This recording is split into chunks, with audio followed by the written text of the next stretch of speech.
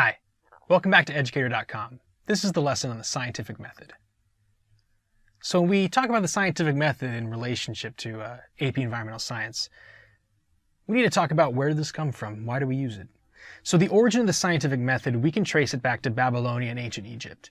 Now that comes with a caveat, because the scientific method there, a bit different and not as reliable, and here's why. So even though the civilizations in Babylonia and ancient Egypt were very successful, and they were on top of the world in a sense for a while.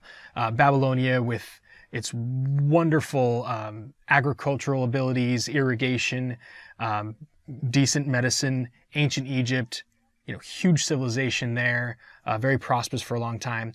However, science and religion to them were one and the same. So if you had the sages or the scientific experts of the time, looking up at the stars and studying them over the years, they would have accuracy in terms of observing where constellations were at what time of the year and what that meant in terms of what was happening with the seasons and such.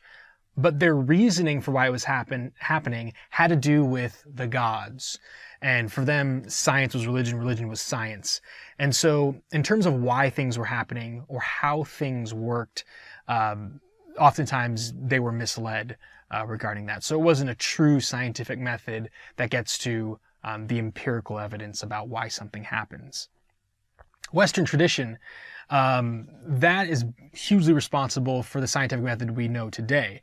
So its origins were in ancient Greece and Rome. The philosophers of that time were oftentimes also the scientists. They were the seekers of knowledge. And they had the right idea about a lot of different things, but some of their thought was short-sighted because they hadn't reached what we now know as the scientific revolution. So after the Dark Ages, after the Renaissance, you have this almost like a re-enlightenment of scientific thought that was even better than back in ancient Greece and Rome. And it has to do with really finding out why something works the way it does and trying to remove as much bias as possible from it and just getting to, hey, how do we answer this question to the best possible way we can? And so we've got three scientists here who definitely relied on the scientific method to figure out what they figured out, and we can thank them today because they really paved the way. So Galileo Galilei, an Italian physicist, astronomer, he got a lot of flack from the Catholic Church at the time for suggesting that the Earth is not the center of the universe or the center of the solar system, and he had proof that the Earth revolved around the sun, and at the time a lot of people weren't buying it, but we know today he was absolutely right about a lot of things. Here we have William Gilbert and William Harvey. So William Gilbert had a lot to say about magnetism, and his work impacts what we know about magnetism today. And William Harvey had a lot to say about the circulation of blood, and so he's directly impacted physiology. There's that expression, standing on the shoulders of giants.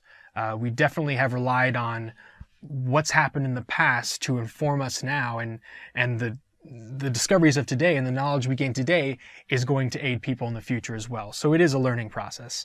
With the scientific method, Francis Bacon, an English scientist and was actually talented in many fields, he was a statesman too, gets a lot of credit for actually laying down like, hey, here are the procedural steps to do the scientific method properly. And I'm going to go through those steps in a moment with you.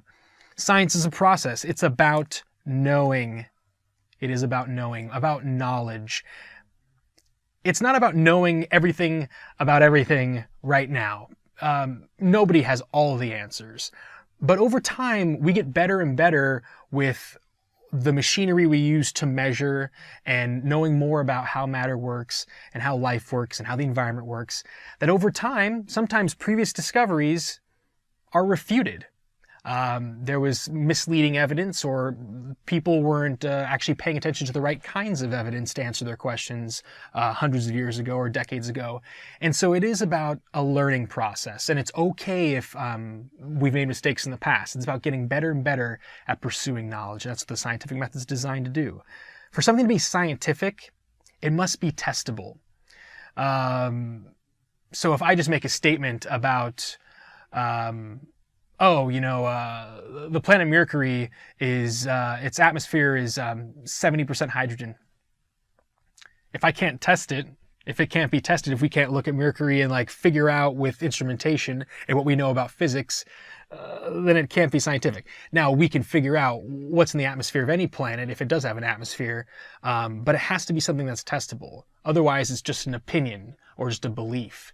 And so because it's testable, it allows it to be disproved. So disprovability sounds negative, but yeah, I mean, there have been scientific discoveries that have been disproved because of new evidence, because of instrumentation that can really figure out the answers more precisely and more accurately.